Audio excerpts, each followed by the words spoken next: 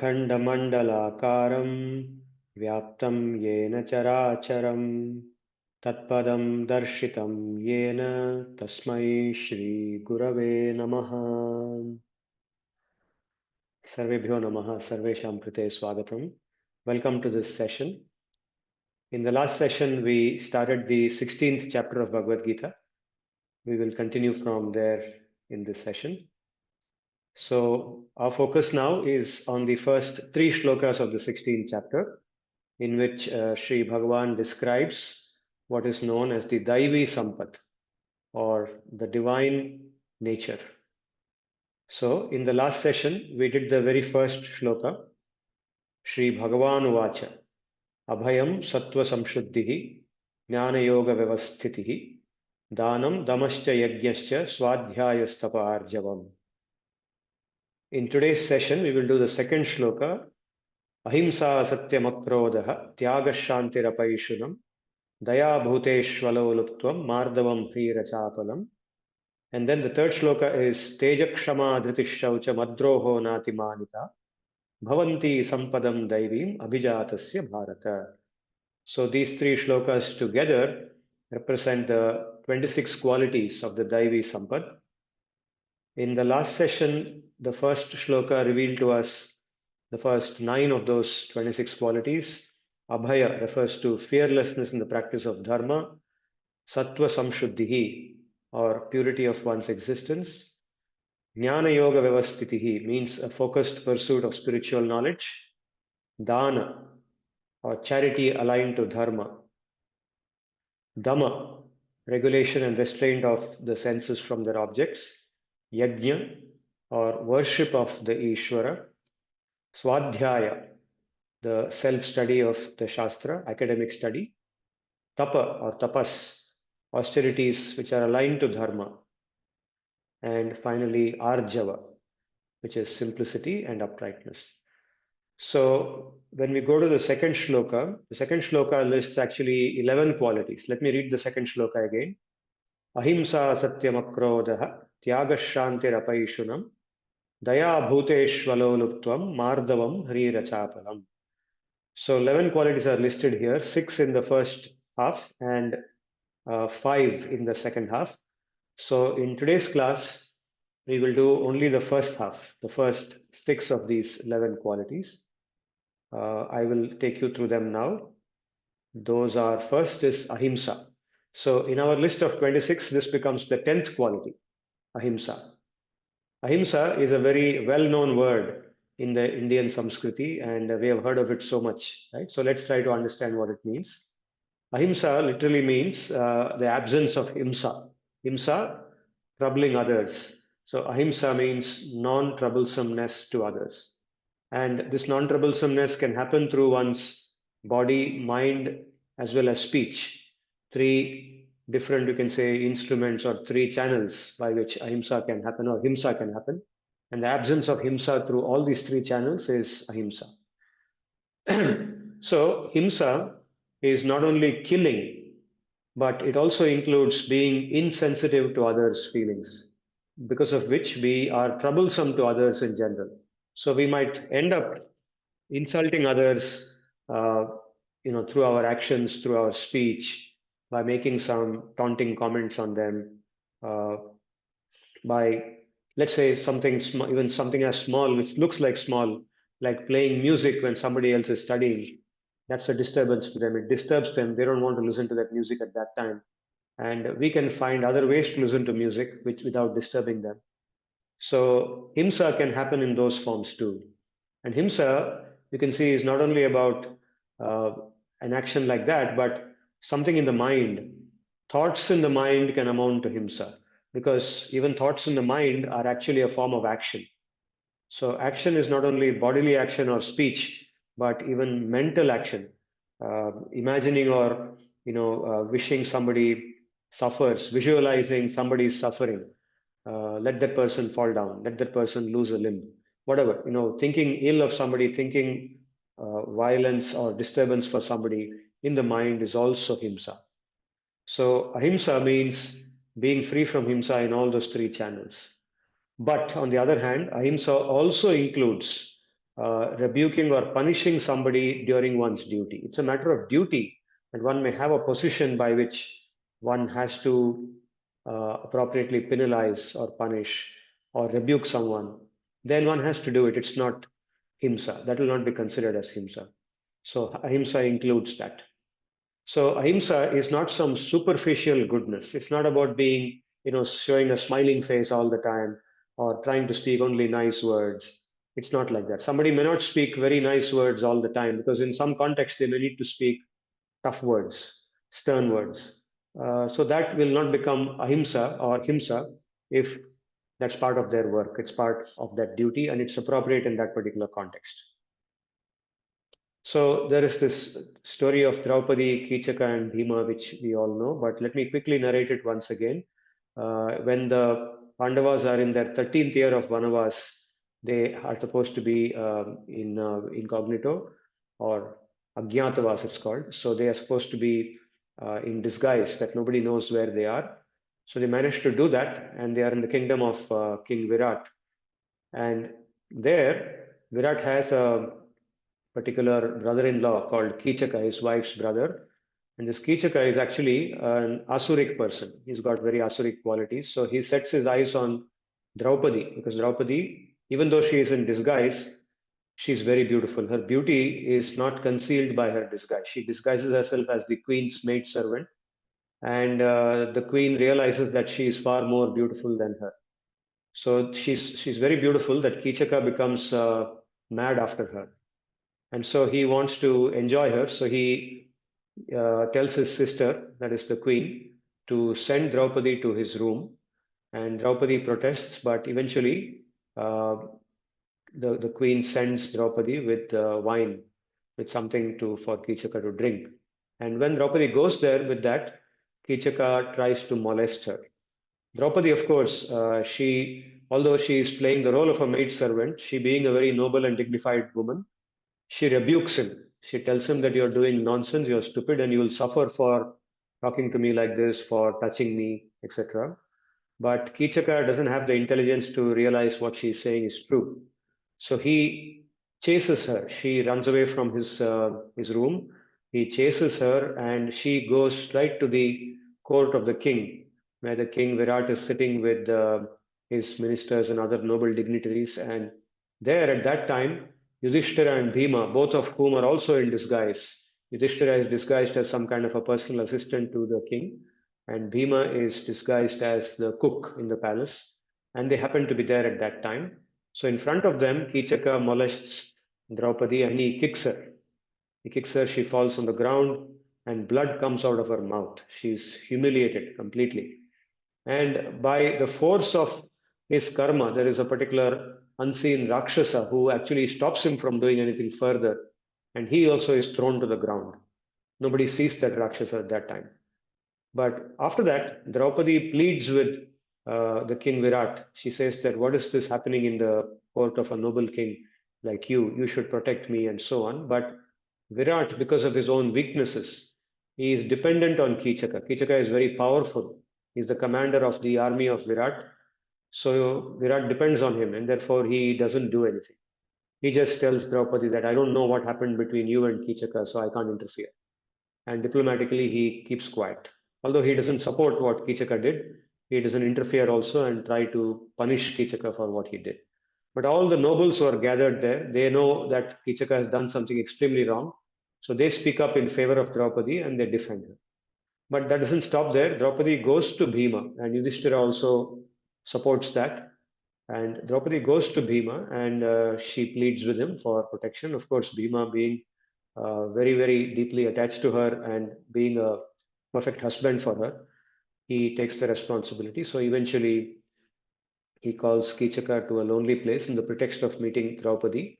Draupadi calls him actually in the pretext of meeting him, in solitude, and Bhima then kills him. And Bhima kills him with so much anger that Kichaka's body is unrecognizable after he gets the mauling. Bhima mauls him so badly that Kichaka's body cannot be recognized. That is the amount of anger that he displays. And this anger or this kind of activity is not himsa. This comes under ahimsa because it's done to protect dharma. It's done in accordance with dharma to remove an asura. So therefore, it is not superficial goodness. Protecting oneself and others, like this story shows, and retaliating against an aggressor. Aggressor is called atatayi in Sanskrit, is not himsa. And in our Shastra like Manusmriti, Mahabharata, etc., there is a variation of this shloka. This is a very well-known shloka in our Samskriti. It says, Agnido Garadaschaiva Shastrapanir Dhanapaha Kshetradari Kshetradharapahari cha Shadete Hyatatayinaha Atatayinamayantam Anyadeva Avicarayan Na Atatayi Vade Doshaha Na Atatayi Vade Doshaha Anturbhavati Kaschana. So it says one who gives fire, Agnidaha. Garadaha means one who sets, one who gives poison. One who sets fire, let's say sets fire to one's house or one's properties. Garadaha, one who gives poison to oneself. Shastrapanihi, one who comes with a weapon in his hand to attack you. Dhanapaha, one who steals wealth, steals your wealth and removes you, makes you devoid of your wealth. Kshetra apahari, one who occupies your land illegally. Darapahari, one who runs away with your wife. All these people are considered as atatayis. And so, atatayina mayantam, an atatayi who has come, one should kill that person. Anyadeva avicharayan, kill that person without thinking much. There is no dosha in killing an atatayi. There's no defect in killing an atatayi, nothing wrong with it. And therefore, one should go ahead and do it. It's not ahimsa. I beg your pardon, it is not himsa. It is in accordance with ahimsa. So, atatayi is very much within the purview of himsa and ahimsa, and one should do appropriately. One should not be falsely attached to a false sense of ahimsa. The correct way of understanding ahimsa is done to protect dharma. And when there is adharma, for the removal of adharma, one should appropriately act and be aggressive oneself when it doesn't become himsa.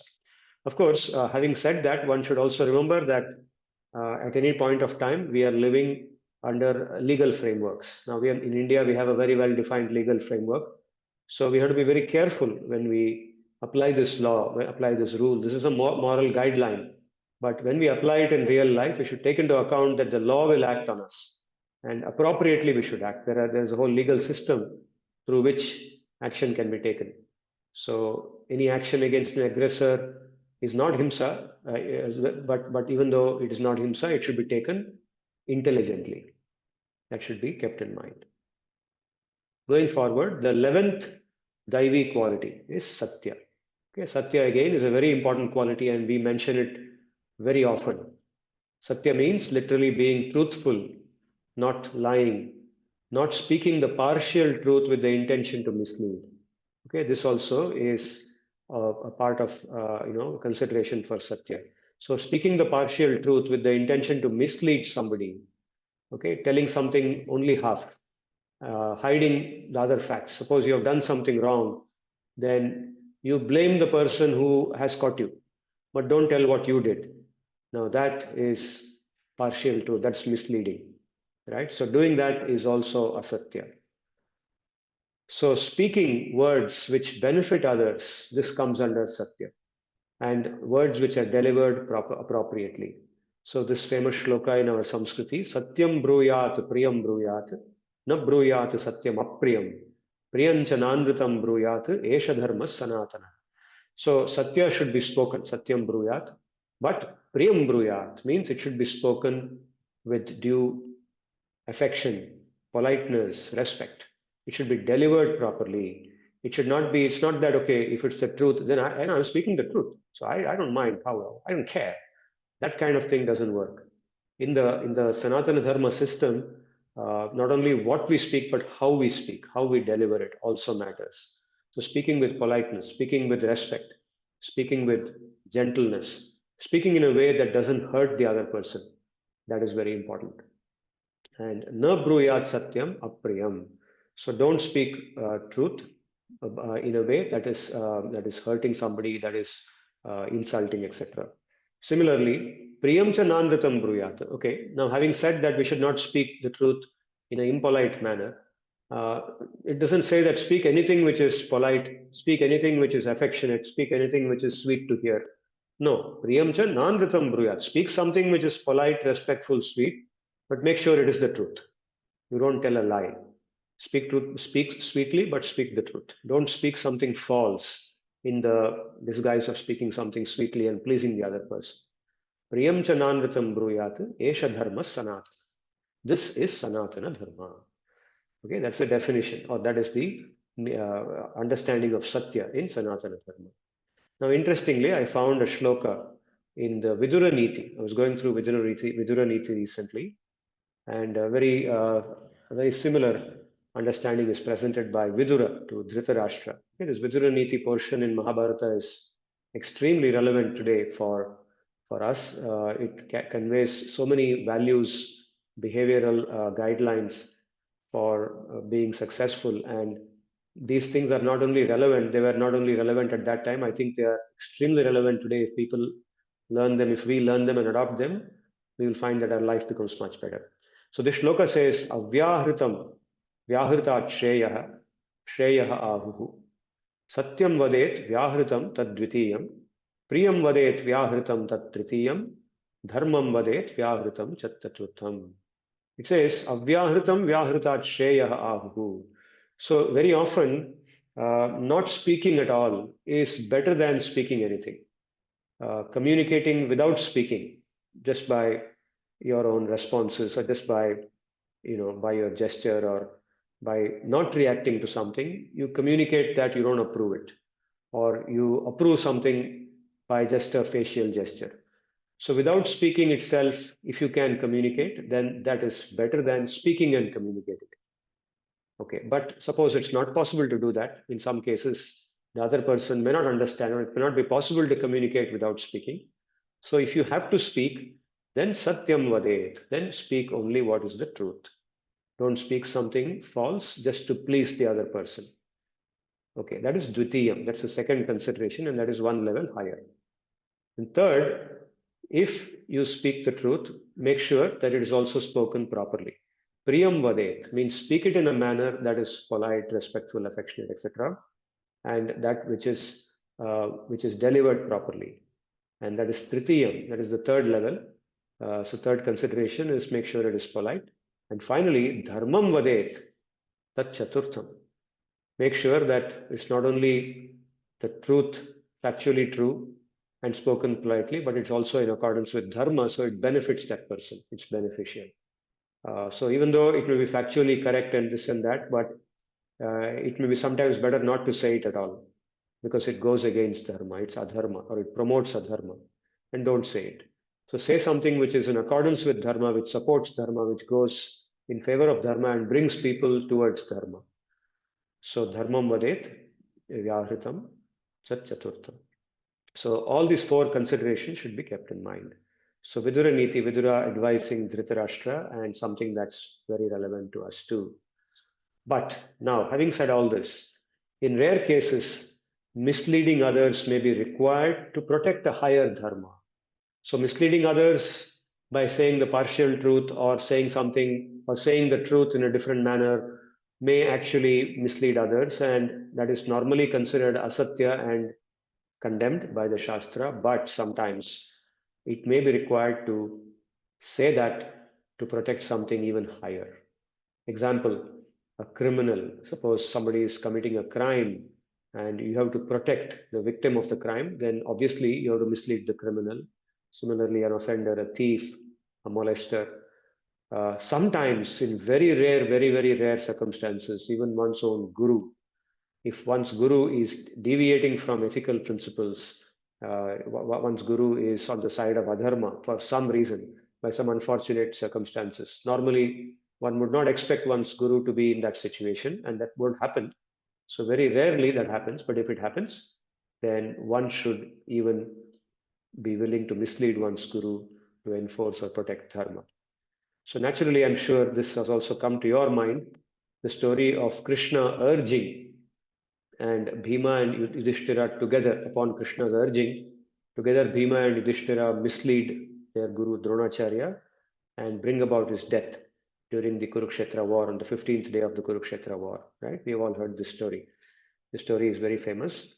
And so, just to again briefly narrate or recount this story, this happens when Bhishma has already fallen on the 10th day of the war, and he is now on the bed of arrows. And then Drona takes over, and Drona is ferocious. He's extremely powerful, and it's very difficult to defeat him. After all, he's the guru of the Pandavas and so many other warriors. So he cannot be controlled. So he's massacring the Pandava army. At that point of time, the Pandavas realize that it's not possible to down him, and if he goes that way, then the Pandava army will be finished and the war will be over. So when this happens, Krishna comes to them and tells them that one possible way to bring him down or to make him weak, one of his weak points is his attachment to his own son. And if he is told that his son has died, then he will become weak. He will lose his vigor to fight. He will lose interest in fighting because he's so deeply attached to his son. The thought of the son's death will sap him of all his vitality. So Krishna he suggests that someone has to do this. One of you has to do this. He gives this idea to the Pandavas. So upon hearing this idea, Bhima immediately jumps up. Without any further thinking, he just jumps up and he finds an elephant in his own side. In the Pandava side itself, there is an elephant by name Ashwathama. It's a very powerful elephant. It's a male tusker elephant, and it belongs to a king called Indravarma, who comes from the Malwa kingdom, who is fighting on the side of the Pandavas. So he goes and kills that elephant, Ashwathama, and then he runs to his guru. He runs towards Dronacharya and he says, Ashwathama is dead. Ashwathama is dead. And as he says this in his mind, he imagines or he holds the visualization of the elephant that he has just killed. So he doesn't hold the visualization of Drona's son. So he's also, because he's very much on the side of Satya, he wants to avoid, even though he's now trying to mislead his guru, he wants to do it with as much being on the side of Satya as possible. So he has killed a real elephant. He need not have done that. He could have just gone and told Ashwathama is dead, but he kills that elephant called Ashwathama. So he has something truthful to say. And he runs there thinking of that elephant and says, Ashwathama is dead. So technically, he is fully true. Technically, what he's saying is not false at all. But because he is trying to mislead his guru, the intention is to mislead the guru. Therefore, there is asatya present in what he is doing. Nevertheless, he does this.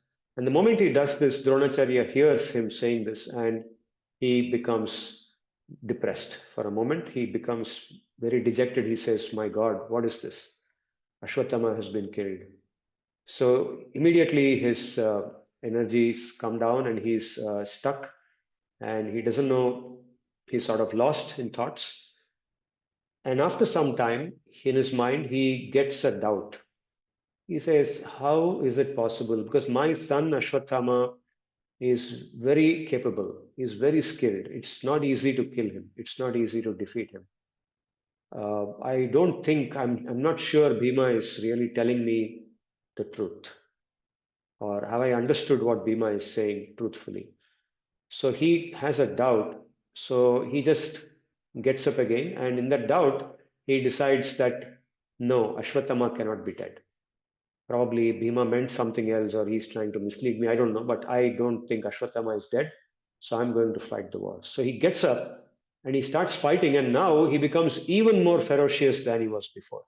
He becomes extremely ferocious and he starts really massacring the Pandava army. And when the Pandavas see that, they become even more concerned and they don't know what to do. They don't know how to contain him. So they are also fighting their best in the best way possible. And all the warriors on the Pandava side get together and they try to stop him, but they are not able to stop him. So at that point of time, the great Maharishis in this universe, they see what's happening. They're all watching it. The great Maharishis like the Saptarishis, Vishwamitra, Vasishta, Atri, Gautama, etc. Along with them, several other rishis. A large list of rishis is given in Mahabharata who saw this, Drona killing the Pandavas, and they come down to the Kurukshetra Yuddha. They don't, because they're also eager to see the Pandavas winning. They're on the side of Dharma. So they don't want to see the Pandavas getting killed like this. So they come and they try to stop Drona. They go to Drona, they stop him, and they say that Drona, now stop this. You have already done too much adharma. You're fighting on the side of adharma, and in your life you have done adharma many times. You have sided with adharma many times. You have even dropped a brahmastra on somebody who did not know how to use the brahmastra in some earlier incident. So please stop this immediately. The time has now come for you to leave this world. The time has now come for you to give up your body, and we will take you to Brahmaloka. You can go to Brahmaloka with us. Come with us. Please stop this. So Drona hears this. As they say all this, he hears this, and again the thought of what Bhima told him comes to his mind. Bhima told him just now that Ashwatthama has been killed. So he says, could what Bhima said have really been true? Was it possible that my son has been killed? He starts getting that doubt. So to resolve that doubt, he turns to Yudhishthira. And he turns to Yudhishthira because he thinks that Yudhishthira is somebody who will never tell the untruth. He will always be true. Whatever he says is always the truth. Yudhishthira is famous for that. He is willing to compromise anything for the sake of the truth. So he turns to Yudhishthira and asks him that please tell me whether my son or whether Ashwatthama has really been killed. So when he turns to Yudhishthira, Yudhishthira is now caught in an enormous amount of dilemma in his mind. He doesn't know what to tell his guru because his attachment to speaking the satya, the truth, the factual truth, is so strong that he is so scared or so much reluctant to break it. And the dilemma comes because Krishna has just advised him to do it, to speak the partial truth or mislead his guru, and Bhima has already done that. Now, at that point, again Krishna turns to Yudhishthira for a second time on the same day.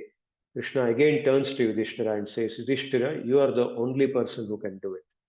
So these are the words that Krishna speaks to Yudhishthira. He says, Yadi ardha divasam drono yudhyate manyumastitaha satyam bravimite sena vinasham samupaishyati. He says, if you allow Drona to fight for even half a day more, then I will tell you for sure that your Pandava army will be completely annihilated. Nothing will be left. Even half a day more, if Drona is allowed to fight this war, then your Pandava army is going to be finished. So he says, Krishna continues, he says, Sabhavan tratu naha dronat satyat jayo anrutam vachaha anrutam jivitasyarthe vadan na sprishyate anrutaihi. He says, please protect us. Krishna is speaking to Yudhishthira. He says, you are the king, you are the leader of this army. Please protect us from Drona. How? Not by fighting, but by speaking the untruth. He says, Satyat Jayo Anrutam Vachaha. In this situation, superior to speaking Satya is speaking Asatya, Anruta. Anruta means Asatya, falsehood. Superior to Satya is Asatya. Anrutam Jivitasya Arthe Vadan Na Sprishyati Anrutaihi. To protect oneself in a situation like this, in a larger view, he means protecting oneself from adharma. When one is on the side of dharma, protecting an attack by somebody doing adharma. So he says, if somebody does that and speaks the untruth, then that untruth will not harm that person. Normally, speaking the untruth will subject him to enormous amount of suffering in the future. But under these circumstances, it will not do that. So you are very safe. Don't worry about it. Go ahead and do it. So when Krishna again advises him like that, Bhima comes in. Bhima is also standing there. So he comes in and says, this is what I did. I went to Drona and told him just now that Ashwatthama has been killed because I killed an elephant called Ashwatthama. So just to make this more realistic, I killed the elephant and then I went to Drona and told him that Ashwatthama is dead, Ashwatthama is dead. Drona heard me and he lost his energy at that time, but he doubted me because he doesn't think that I could have spoken the truth. He doubted me. And therefore, my effort was ineffective. But Bhaya, Yudhishthira, my elder brother, if you speak this, then he will not doubt you at all. Because you are known as a person who will never speak the untruth. and therefore you must do it. So Yudhishthira, after hearing both Krishna and Bhima persuading him like this, loses all the doubt in his mind and he goes ahead. So here it's described, Tam atatya bhaye magnaha jaye sakto Yudhishthira. So Yudhishthira, who was actually caught in the dilemma between speaking the truth and speaking the untruth, Ashwattama hataha iti shabdham uchchaischacharaha. So he went to Drona and said, Ashwattama hataha, Ashwattama has been killed. Uchchaihi means with a loud voice, loudly he said this. Then, Avyaktam abravit rajan hataha kunjaraha ityuta. Then in a very soft voice he said, the elephant has been killed. Elephant by the same name has been killed. Avyaktam means in a voice that could not be heard. In a soft whispering voice he said that an elephant has been killed. So first he said that Ashwattama hataha, Ashwattama has been killed. Then he said Kunjaraha hataha, the elephant has been killed. So then what happened? Tasya purvam rataha prithivyash chaturangulam uchritaha. Until that point of time, his chariot was above the ground by 4 anguli, means chaturangulam, which I think means the width of 4 fingers. Babhuvaschaivam chatenokte tasya vahaha sprishan mahim. So after that point, the wheels of his chariot began to touch the ground. That's all. Nothing further happened beyond that. But we know what happened to Drona. Drona lost all his energy because Yudhishthira, he trusted Yudhishthira's words, and then he could not fight like the way he was fighting. He decided to give up his body. And at that point of time, Drishtadyumna went and beheaded him and helped him to leave his body. Drishtadyumna did what he was born for, and Drona found his way to Brahmaloka. Of course, the fact that Drona got Brahmaloka also recognizes his dharmic character. Otherwise, apart from the different acts of adharma that he had done, he was actually a largely dharmic person, and he got the privilege of training the warriors in the Kuru kingdom. He was such an exalted personality, and therefore he made it to Brahmaloka. So here, this story also reveals that you see, Yudhishthira is so committed to Satya, so much committed to Satya all his life that he has the power to exercise asatya when it's required. Asatya is a servant of Satya in his hands. He can use it when it's required. When he doesn't want to use it, but he has to use it, he has the power to use it, and he does a major thing. This is a major turning point. Just like Bhishma's fall, Drona's fall is the next major turning point of the war. And after this, practically the war in the next 3 days gets over. This is on the 15th day. By the 18th day, the Pandavas managed to finish off the war. So this is the power of Satya. Satya is extremely powerful, and it's more powerful than anything else. The third quality today, and the 12th quality in the list of 26, is akrodha, or the absence of anger. And akrodha here means absence of anger even against those who are critical or offensive towards oneself. It's not the absence of anger merely when everything is going well. When things are not going well, when things are against us, then not becoming a victim of anger. You see, for us, for people like us who are still in the stage of sadhana, anger naturally comes. Okay, when you're put in a difficult situation, when you're put under stress, anger comes. But at least remembering this, we should be able to keep it under control. We should not let it go out of control. We should not expect anger will never come. Anger will come. With people like Yudhishthira, it may never come. But for us, anger comes, but we should be able to keep it under control and not let it out. So here is Arjuna's question in the Bhagavad Gita, 3rd chapter. Athakena prayuktoyam papam charati purushaha anichanapi varshneya baladiva niyojitaha. So why is it that even a person of discrimination who knows that papa is wrong, by doing pap he will suffer, even such a person does papa? So Shri Bhagavan responds, Kamayesha krodhayesha rajo guna samudbhavaha mahashano mahapapma vidhi enamiha vairinam. Says there is a great vairi or enemy residing inside us, and that's called kama and krodha. It has 2 names, kama and krodha. So kama and krodha are 2 forms of the same thing, or 2 names of the same enemy that resides inside us. And kama literally means the desire for material enjoyment, enjoying sensual indulgence. And this comes from rajas. And under the influence of tamas, the same thing becomes krodha, anger. When that kama is stopped, then it becomes krodha and it comes out. And such krodha, which comes out when kama is stopped, can be extremely destructive. So we know, for example, Vishwamitra story, we have heard it many times in this series of classes. And Vishwamitra does a long series of tapasya to become a Brahma Rishi, but during the course of that tapasya, because that tapasya is not driven by sattvika vritti, it's driven by his rajasic vritti, his desire to become a Brahma Rishi and prove himself to Vasishta, to become as powerful as Vasishta. Okay, that's Rajoguna, which is driving him. So he loses his temper so many times. He ends up cursing his own sons. He curses Vasishta's sons. He kills so many people on the way and destroys the life of so many people who are not really guilty of anything. So eventually, it takes him to a very difficult position, and finally, somehow he comes out of it. Of course, he comes out of it when he realizes that he should not succumb to anger. That's an important thing. So anger takes us a step closer to pranash. So in this shloka, these two shlokas in the second chapter of Bhagavad Gita, dhyayato vishayan pumsaha sangasteshu pajayate sangat sanjayate kamaha. So as we contemplate on these objects of the senses, our indriya vishayas, we become attachment, we develop attachment towards them, sangha. And through that sangha, kama develops, means we desire to enjoy them. We want to experience that enjoyment. And that's how all today marketing works. Marketing works by showing us the object of enjoyment and glorifying it, making it look so glorious in front of us. Then we also want to enjoy it. So then, kamat krodho vijayate. From that kama, krodha comes because we cannot satisfy all the kama that we have, right? Kama is endless. So therefore, kama which is not satisfied becomes krodha. And krodha bhavati sammoha. Sammoha means confusion, delusion. Sammoha to smriti vibramaha. We lose our memory, whatever we have been advised, all the moral things which we know. Although we know it, we lose that memory at that point of time.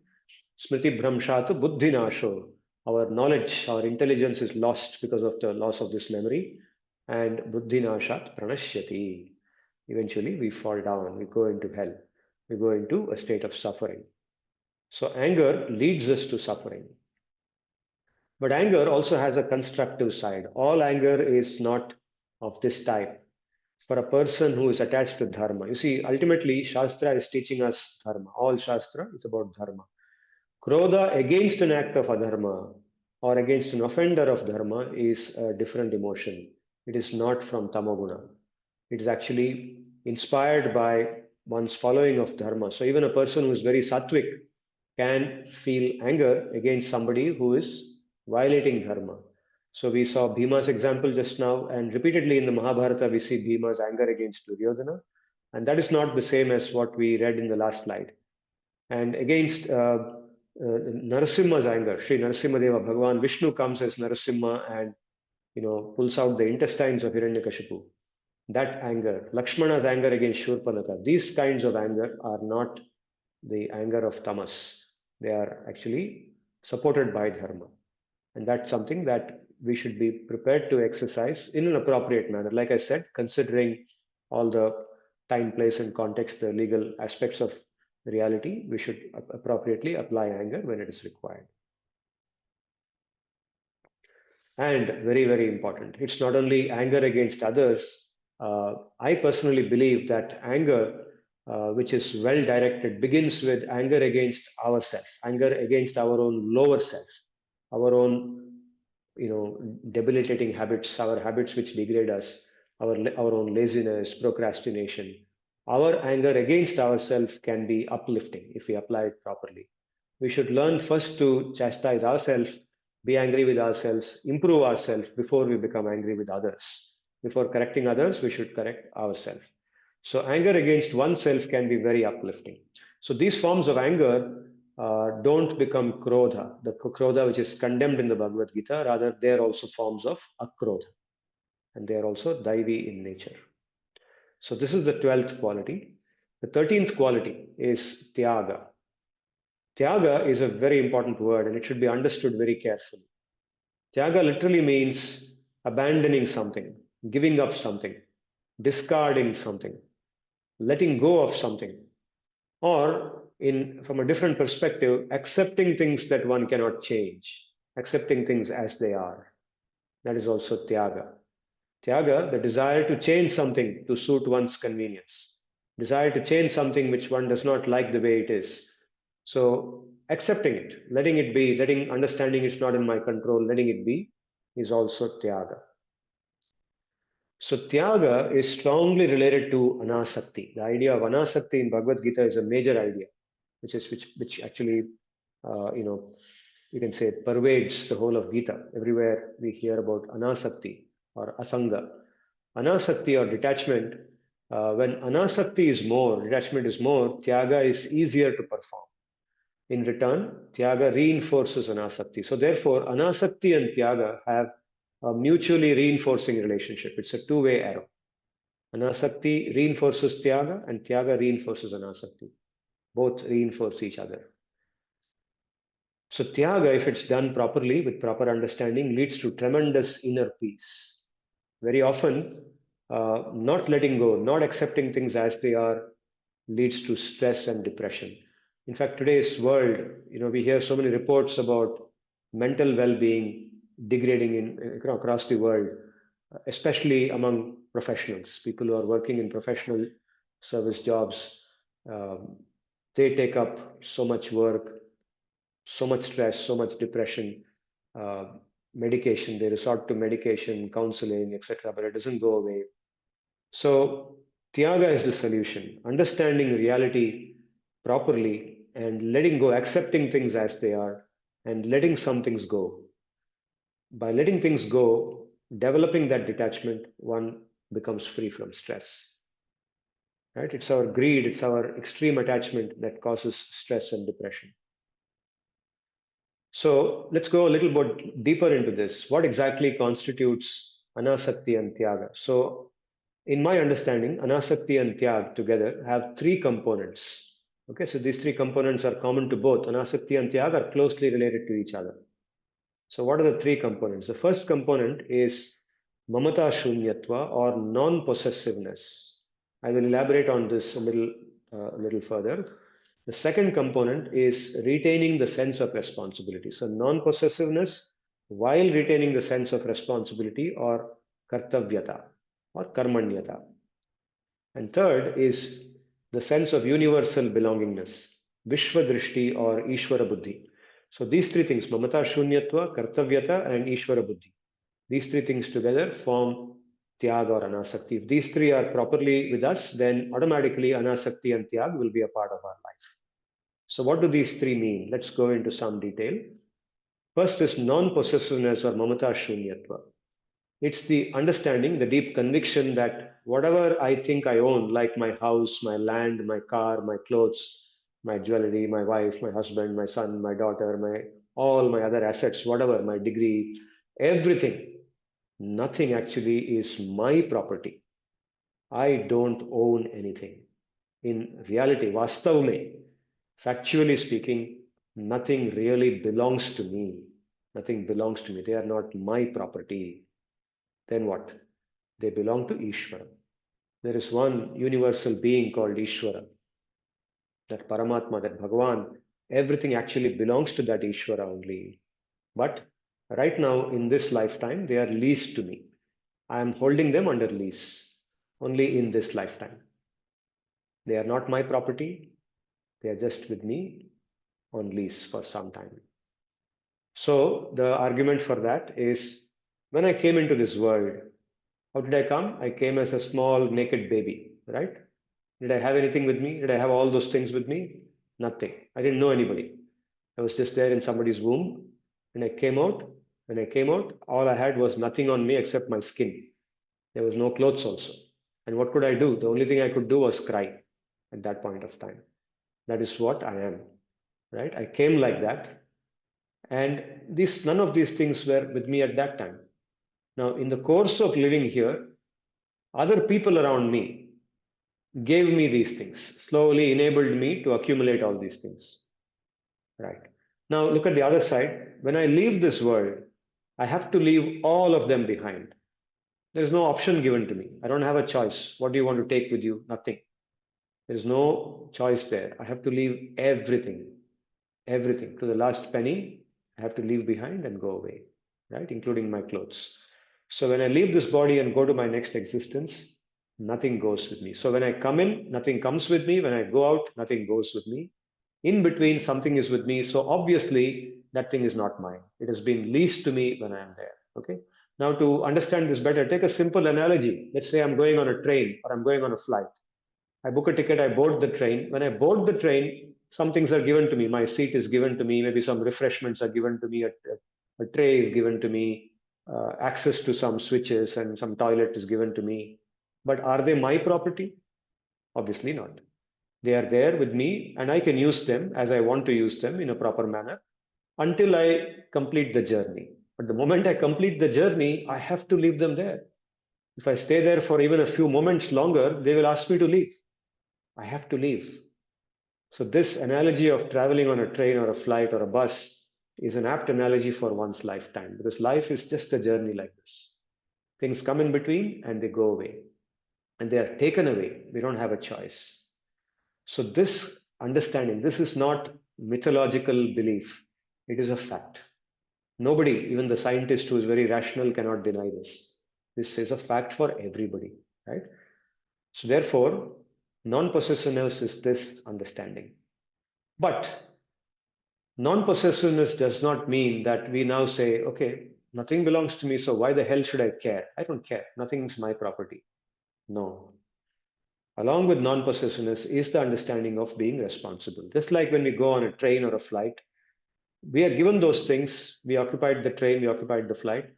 We are responsible. We have to treat those things responsibly. The tray in front of us, or the seat on which we are sitting, or the magazine that's given to us to read. We are expected to. Any mature person, educated person will behave responsibly with them. He will not misuse them. He will not dirty them or tear them up. He will not damage them, vandalize them. If somebody does that, then are they considered to be mature people? They are not, right? Similarly, dharma means dealing with whatever has been leased to us responsibly. So all the things which I showed now, all of those assets come to us in this lifetime, and we deal with them as appropriate, responsibly, as we are supposed to deal with them. We take care of them. We take care of them in the best way possible. So we take care of them according to as appropriate to the person, time, place, and context. And this is in accordance with dharma. And when we do this, then the person who is actually our ultimate judge, the person whom we are trying to actually please, Ishvara, he becomes very happy. And that is why the third component is to be understood along with the second component, which is belongingness. That is, I belong to Ishvara. Where do I really belong? Where is if you say that I'm only here on a lease account, I'm only making a journey, then where is my ultimate resting place? If I'm always doing a journey, yes, we are always doing a journey only as long as we don't develop consciousness of the Ishvara. But the moment we develop Ishvara consciousness, when we actually become conscious that we belong to Ishvara, then that journey gets over. Then our eternal residence begins. Okay, that I'm a part of this entire universe. Just like the Ishvara, he is the universal being, the entire universe rests inside him. So we also belong to him, we rest inside him. And he is the complete whole. So therefore, from a different perspective, because I'm a part of Ishvara and everything belongs and comes inside him, everything therefore belongs to me too. Everything in existence, not only that particular wife or son or gold or something, but actually everything else also belongs to me from a larger perspective. Even though it belongs to me, I will deal with it responsibly. So even though nothing belongs to me from one perspective, everything belongs to me from another perspective. And therefore, this understanding opens up a sense of completeness even to a person who owns nothing. So if you see, sometimes you will see a sadhu who has nothing with them, who has given up everything, okay?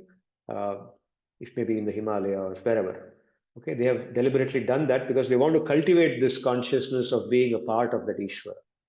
They want to remove themselves from the objects. I'm not saying we should do this, we have a different path, but that path makes them do that. And they say, we don't belong to anyone except the Ishvara. And Ishvara is all complete, therefore, everything in this universe actually belongs to me. And I will deal with it responsibly. I will not try to enjoy anything. I'll be a sevak. I'll develop a seva bhav towards it. Okay, this is the meaning of Ishvara Buddhi or Ishvara Bhav. Now, here, three components together, right? The component of mamata shunyatva, along with karyatva or kartavyatva, and finally Ishvara buddhi, belongingness, together make up tyaga and anasakti. And if we have all these three well developed by contemplating on them again and again, we can develop this. We can develop all the three in our lifetime and live a very happy life. We live a happy life as if when we are living, we live as if everything belongs to us and deal with it responsibly. At the same time, when we have to leave, we live with the consciousness that nothing anyway belonged to me, right? So both exist simultaneously, and that is jnana, that is real knowledge. So this is tyaga. And tyaga logically leads to shanti. Because of tyag and anasakti, there is shanti, there is complete contentment and peacefulness within. And this is the 14th quality in the list of 26 qualities. So shanti comes from overcoming the inner craving for more and more by due contemplation and deliberation, like we just heard about tyaga and anasakti. And also shanti means avoiding situations of quarrel, conflict, to whatever extent possible. Invoking a conflict only if it is really necessary, after contemplating on the short term and long term consequences. You see, today, increasingly, this is called the Kali Yuga, in which people are very restless, very disturbed, right? And so quarrels begin at very short notice, very momentary, everything is explosive, like hydrogen and oxygen coming to a huge explosion. So people get angry when there is no reason to get angry, and very quickly, it's impulsive anger, not even short term thinking, impulsive thinking. Just become angry and fight and kill themselves, kill each other. Okay, so we have to go very far from there. And even when there is an opportunity to get into a quarrel, avoid conflict and quarrel as much as possible. So we see this in the Pandavas. Pandavas are an ideal example for all the 26 daivi qualities, and we see one more here where at the end, after extreme persuasion, after being treated unfairly to the extreme extent, they say that give us even 5 villages, and we are willing to take even 5 villages if a war can be avoided. See, they are not afraid of fighting a war and getting killed. They don't have fear of fighting and being subdued and so on. For them, that is not the consideration. Their consideration is just that there should be no war. Because if there is war, so many people are being disturbed, so many people will get killed, so many families will get displaced, right? If there is one death in the family, the whole family is upset. The whole family becomes sometimes their own, everything gets destroyed in the family. So as much as possible, avoid a war. So even 5 villages are enough for us, reflects that thinking of shanti, the shanti that's inside them all the time. But the Asura Buddhi, Duryodhana, is very eager for a conflict because he falsely thinks that conflict is the best way to become superior. And he is very confident, stupidly confident, out of ignorance, that he has enough power to defeat the Pandavas. And the 15th quality is called Apaishuna. Apaishuna means it's the opposite of Paishuna or Pishunata. Pishunata in Sanskrit means slandering or speaking ill of others without the need to. And there is no need to critically talk about somebody, but just talking ill of someone out of the pleasure it gives us. It gives pleasure to ridicule someone, talk somebody, isne wo kiya, aisa hai. Talking about people just like that and talking ill about them, blaspheming them, projecting somebody else as inferior or faulty because one doesn't like them. One feels threatened by them. One doesn't like their mannerisms. One doesn't like their clothes. So this kind of thing is called pishunata. So apaishuna means the opposite of this. Not doing this is called apaishuna. So of course, here too, we must note that dharma means being critical when required. As a part of one's work, one has to sometimes be critical of others. One has to pull somebody up. One has to tell them this is your fault, or one has to report someone to someone else, an authority. Somebody does wrong, one has to report them to an authority and say that this person is like this, and one has to speak critically about them. And therefore, that doesn't become Vishunata. But here too, Apaishuna does not mean praising someone falsely, not slandering or not speaking ill of others. That quality does not mean that, just to get some mileage, just to get some favor from someone, or just to appear as if one is a very saintly person, go and exaggerate about other person's good qualities, including the qualities of one's guru. Very important. Sometimes, one has a guru, then it is said in the Shastra that one should praise one's guru. But praising one's guru should be done only correctly. Means one should talk about the good qualities of the guru that one really sees in them, and not falsely. One should not say, I saw my guru, I saw baby Krishna playing on the lap of my guru, cook up some story like that. All that becomes nonsense.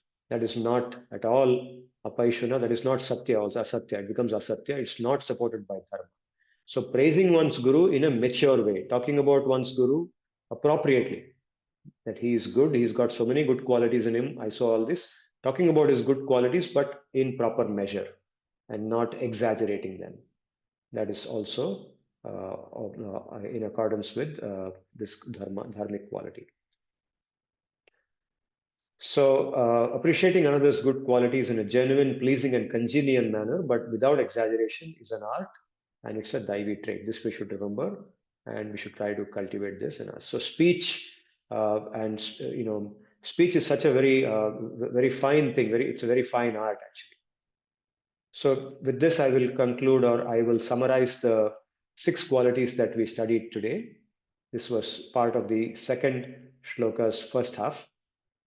Ahimsa, non-troublesomeness to others. Satya, truthfulness.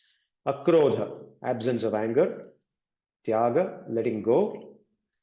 Shanti, peace in the practice of dharma. And finally, apaishuna, non-slander or non-blasphemy.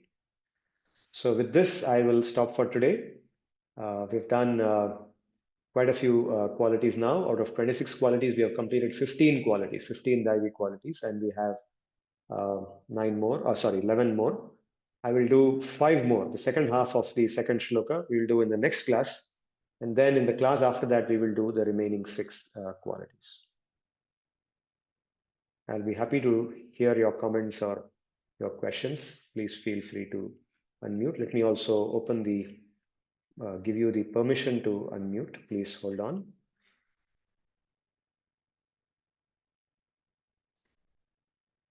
Yes, anybody wants to talk, please unmute yourself and then ask your question.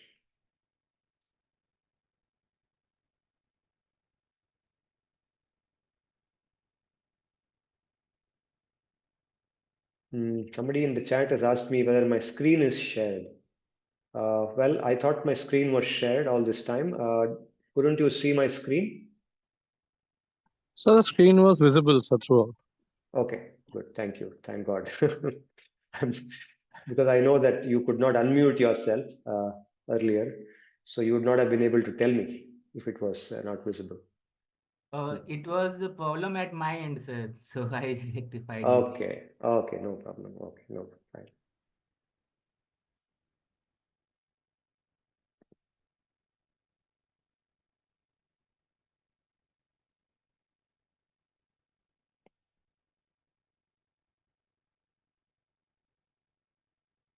So as you're thinking of your question, I must also reveal to you that right now I'm in the Delhi campus, XLR. I'm not at Jamshedpur.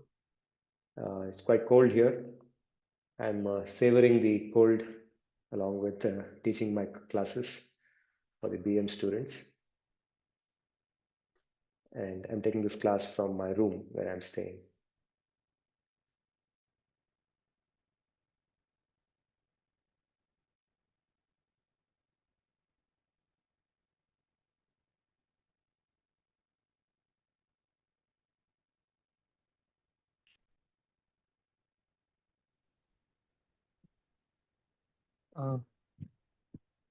Pranam sir, Akshat here. Yes, Pranam Akshat. Please tell me. Sir, just some maybe questions and thoughts in that sense on both, especially the anger and the truth parts of what you discussed today. Both of them, sir, seem fairly subjective. In terms of how does one determine whether. So, for example, in case of truth and satya, also certain, as you said, certain situations and the example which you explained in detail of Ashwatthama and Dronacharya. It's a well-known one, but of course I've not heard it in so much detail earlier. But many, how does one really determine that under what sort of situations such a satya is valid? It seems a little subjective in that sense. And on similar lines for anger also, sir, how do we, kind of draw the line between righteous anger and egoistic anger, so to speak? Sometimes it's very difficult to distinguish. Like Yudhishthira's case, you can see that even a person who's so knowledgeable like Yudhishthira had great amount of difficulty in his conscience to sort of unravel and say that, okay, even misleading my guru will not go against dharma, or it will be okay with dharma because it protects a higher dharma.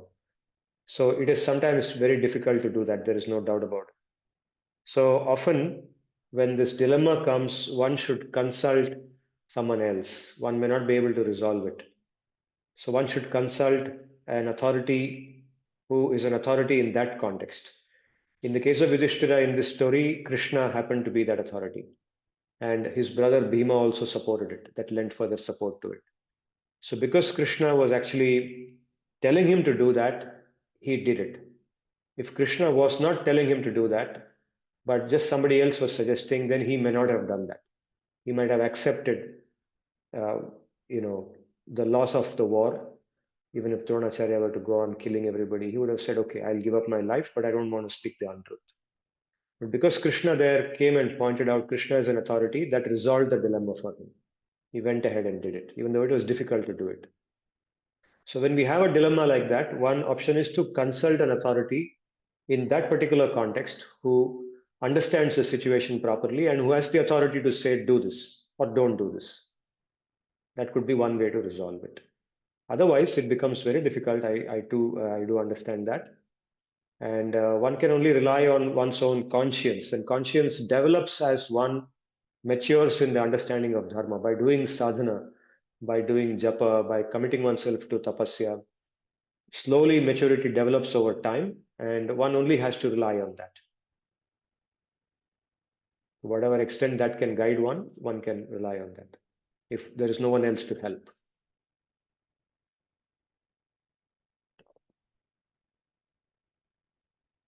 Yes, subjectivity is involved. I agree with you. Understood.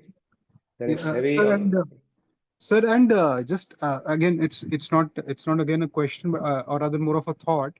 But is there so when we look at Lord Krishna's kind of conduct during the war and maybe the period kind of before that, is there any decisive turning point which is kind of acknowledged, wherein till a certain point he was forgiving or concessional, and then after a point it became like enough is enough, and now this is the Kauravas are being very unjust and adharmic, and now this has to be kind of handled properly? Krishna's appearance manifestation itself is to remove adharma. We know that famous shloka, yada yada hi dharmasya glanirvavati bharata. So he comes here, he manifests himself to purpose of removing adharma, and even before the war begins, when he's speaking to Arjuna in the Bhagavad Gita in the 11th chapter, he reveals that all these people already have been killed by me. Right? He says all these people, Drona, Bhishma, Jayadratha, all of them are already killed, and Arjuna sees them going into his mouth. So he, in his mind, adharma has to be removed, and being the Ishwar, being Bhagwan, he has the power to do that even without the help of the Pandavas. The Pandavas actually, he doesn't depend on them in a literal sense, but he's engaging them because they are bhaktas. They are his bhaktas, just like in Ramayana, he engages Hanuman and the other Vanaras.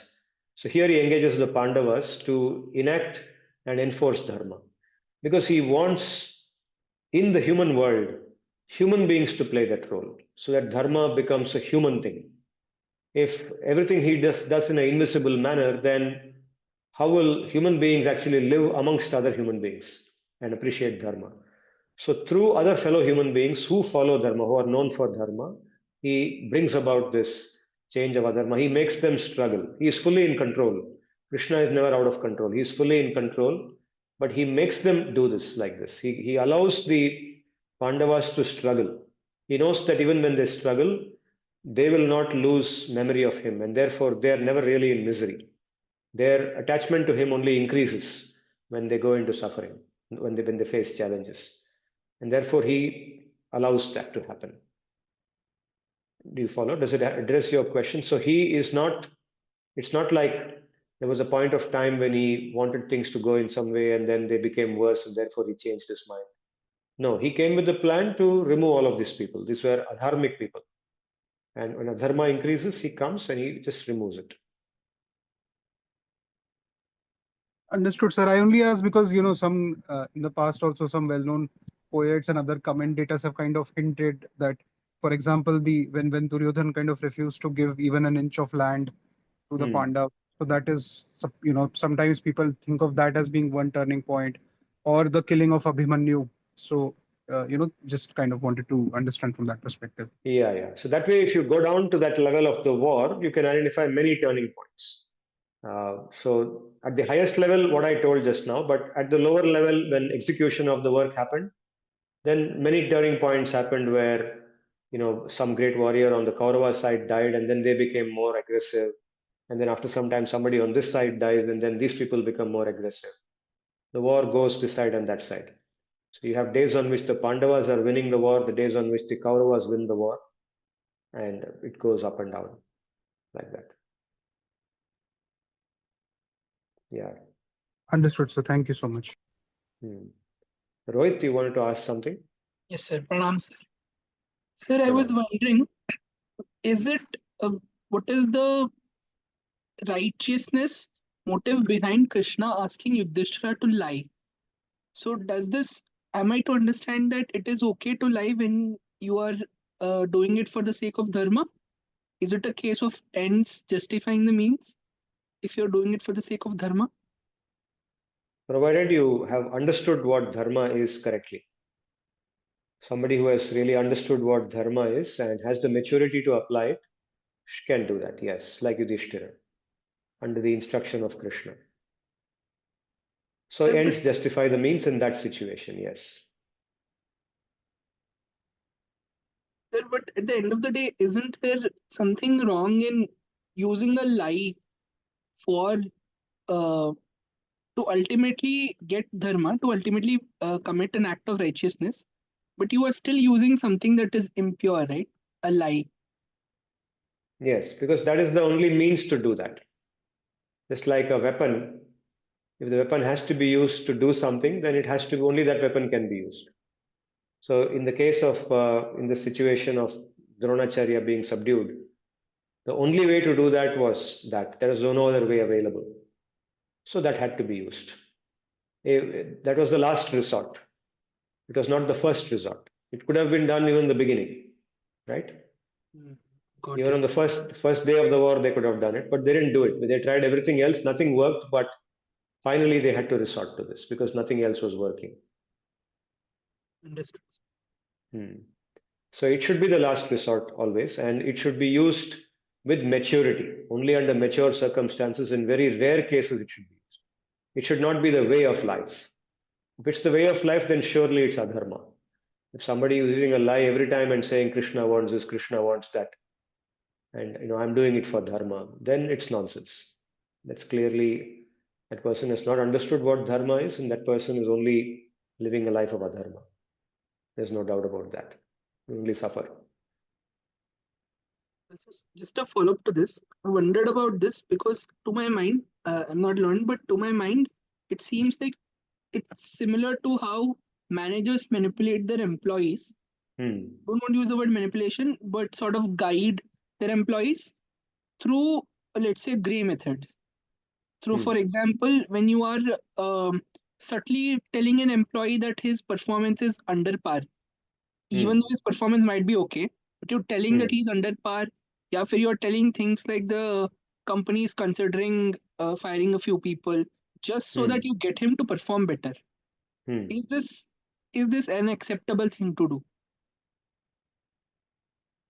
Again, it depends on the context. There's a very fine line between exploiting an employee, and motivating an employee to get the best out of him for his benefit. So if the intention of the manager is to motivate that person to get the best out of him for his benefit also, not only for the company's benefit, because he will also grow with that good intention, then it's fine. But if the person is doing it so that he can squeeze more out of the employee as much as he can, and misleading him, guiding, sort of keeping him um, under false information, just to misuse his dependence on the company, right? Then obviously it's unethical. So it's ultimately the intention of the manager, how he perceives the situation. So it begins with intention. Dharma ultimately begins with mentality. The action by itself may be dharma or adharma depending on the mentality with which it is done.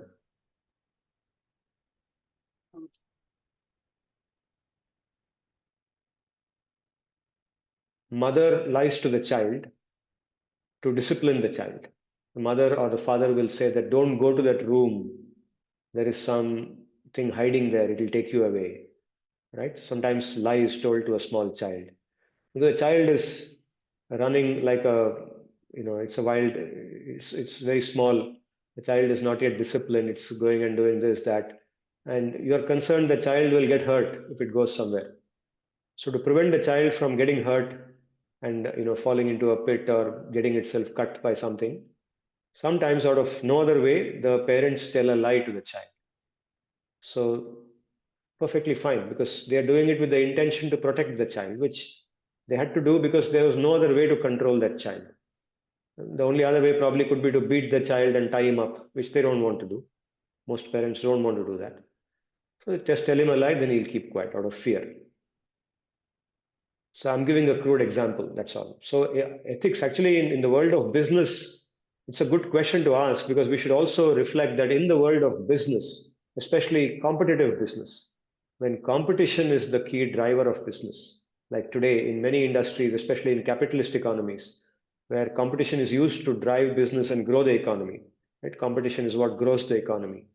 So in such a scenario, ethics takes the backseat. It's kapatta. It's duplicity which drives everything. Everywhere there is lying. It's considered normal to lie, right? A salesman comes and says, if you don't buy it today, the price will increase tomorrow. Okay, within the next 2 days, the price will increase, but now I can book it for you at this price.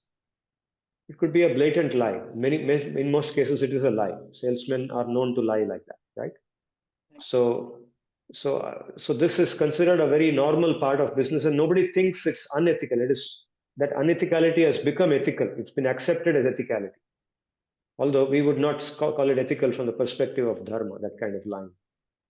But everybody sympathizes with it. In the world of business, people sympathize because everybody is doing it, and everyone knows that unless they do it, they won't survive. So it is killing each other by whatever means and surviving somehow. Business inherently today has got kapatta so much deep into it that even kapatta is not recognized as kapatta. It is recognized as, it's thought of as a normal, acceptable thing. It's very unfortunate, but that's how it has gone today, and we have to live with it. And of course, in our personal life, at least, in our organizations, we have to go with organizational norms, expectations, etc. So maybe in our vyavahar, sometimes adharmic things are done and we are unable to avoid it. But at least in our personal lives, when we deal with, in so many situations, we don't have to use kapatta at all. We should not use, and we need not use. There's no need to use it. And at least there we can be very dharmic. We can follow all these principles that we are learning. These principles are not at all impractical. We can follow all of them in so many other places. With our good friends, we can build very good friendships if we follow these things. We can, with our relatives, with our parents, with our good friends, or even in our company, with so many others with whom we work, with our subordinates. We can use all of these principles and build very good relationships and make other people happy, and eventually make ourselves also happy by doing that.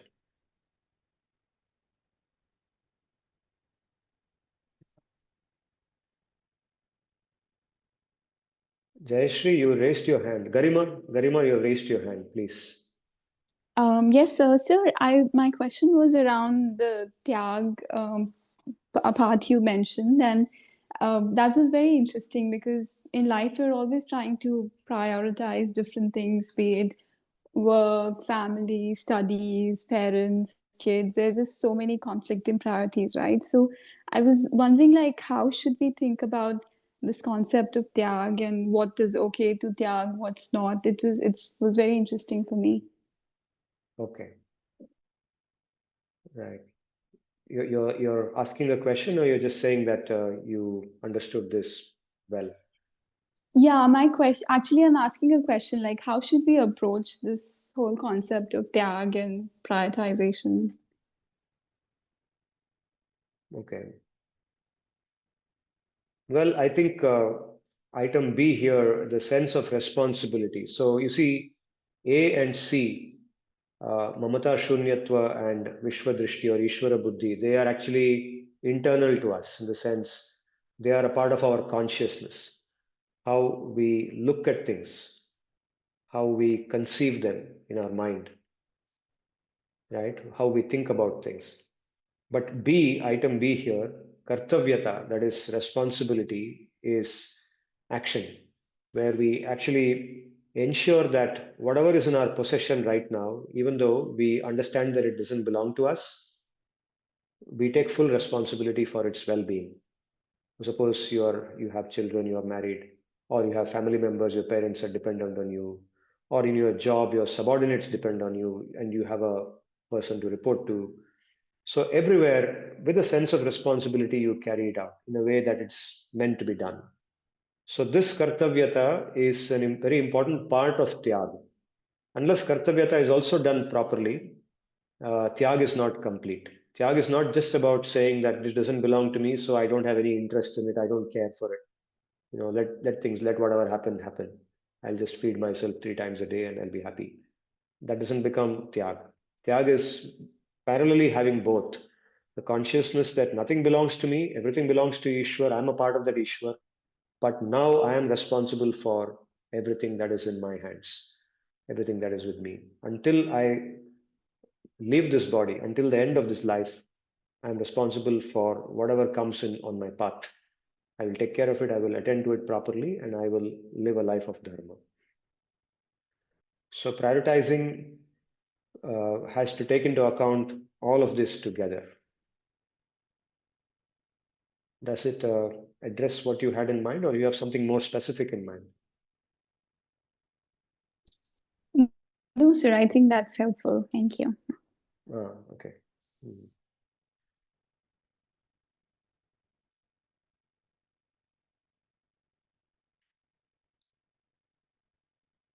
Jayashree, you had raised your hand some time back. Did you have something to ask or say? Yes, I had something to say, but you said it already. In the sense, I just wanted to add that the krodha emotion that we get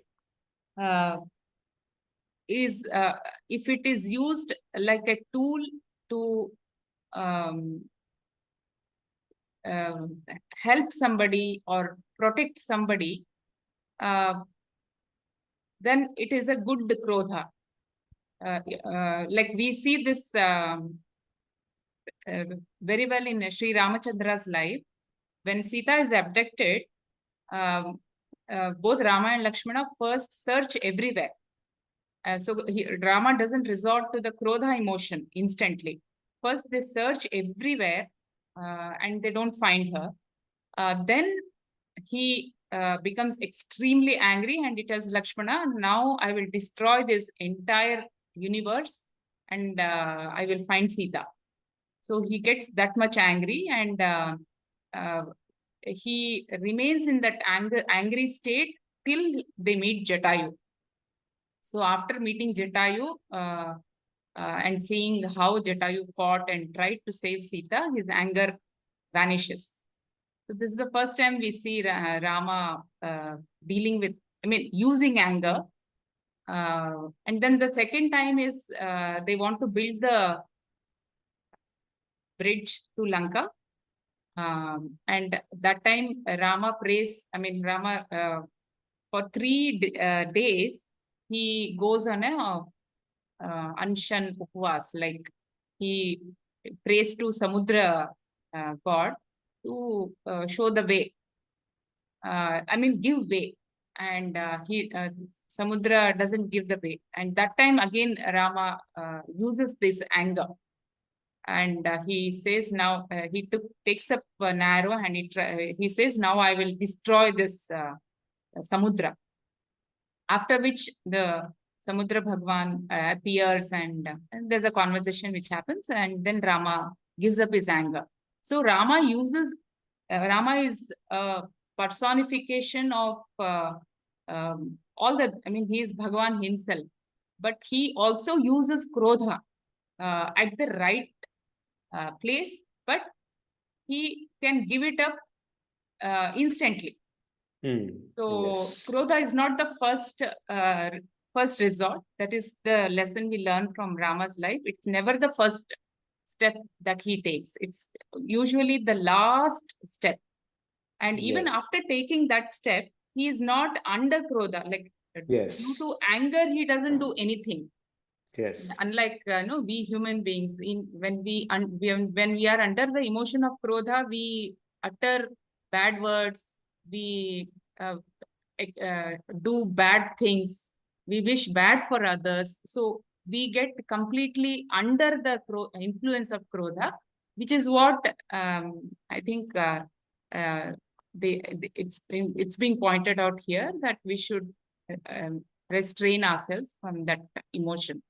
Exactly. So it's about where Krodha sits with respect to us, whether it's above us or below us. So the Krodha that is condemned in Bhagavad Gita is the Krodha which goes above us, and we become subordinate to it. It controls us and makes us do stupid things. But the Yes. Krodha which we see in the case of people like Bhima or Narasimha, and in the case of Rama here, that Krodha is under them. They are controlling it.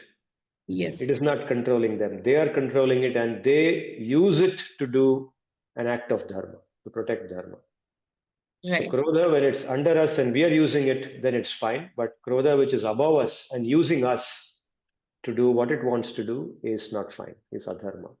Very good. And That's a very good exactly, point. we see this even in day-to-day life, in the sense in a class, in a school, a class teacher comes, and if the children are making noise, she shouts at them. Yes. And she raises her voice. That's A it. good After teacher. that, she starts teaching. So we see that Yes. in our day-to-day life, even mothers, when the children are making too much noise, the mother scolds the child. But after that, it's normal. So Yes. we Yes. A see good that teacher, a good Yes. mother, a good teacher, when they use anger, they are not under the anger. Yes. They are using anger as a tool to discipline their children. Yes, exactly. So Excellent. we Yeah. already have it. Only thing we have to expand that. That is what Yes. is required. Like Exactly. how to control the anger and how to use the anger in the right way. Nice. Thank you.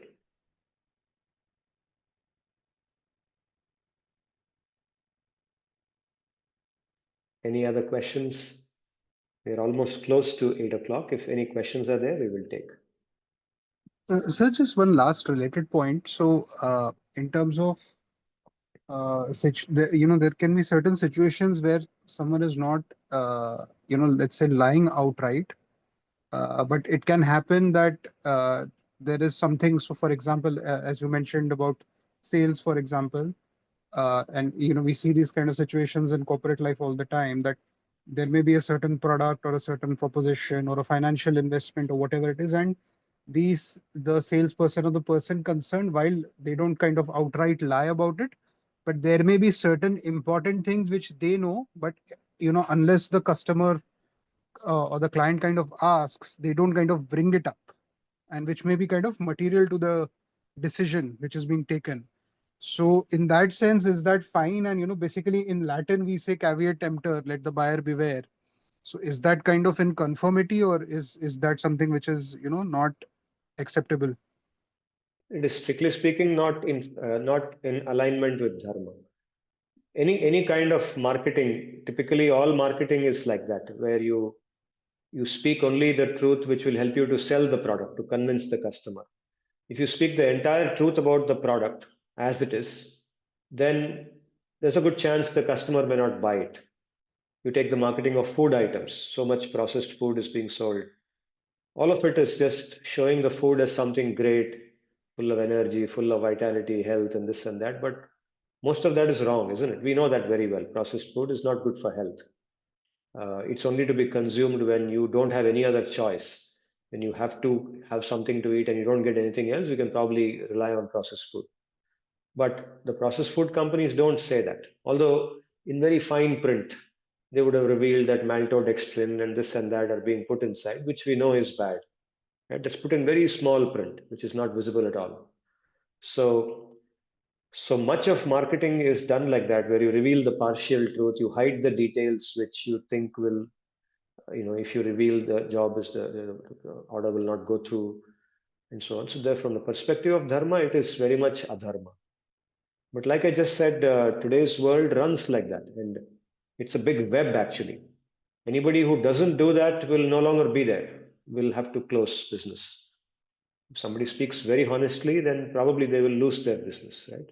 So that level of, you can say, diplomatic presentation of information, partial information, is considered acceptable today. People sympathize with the people who are marketing because they get so many other benefits from them. They accept it. But it's not dharma at all. It's adharma. Understood, sir. Thank you so much.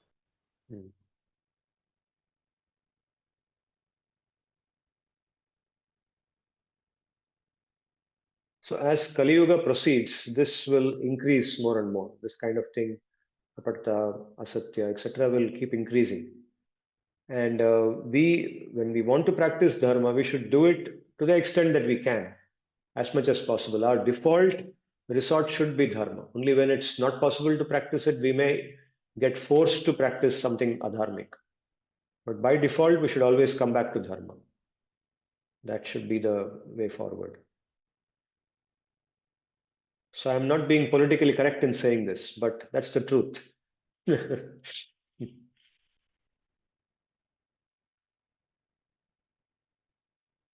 So I'll now say the Antya Mangalam. Please join me in chanting the Hare Krishna mantra. Let me bring the slide back.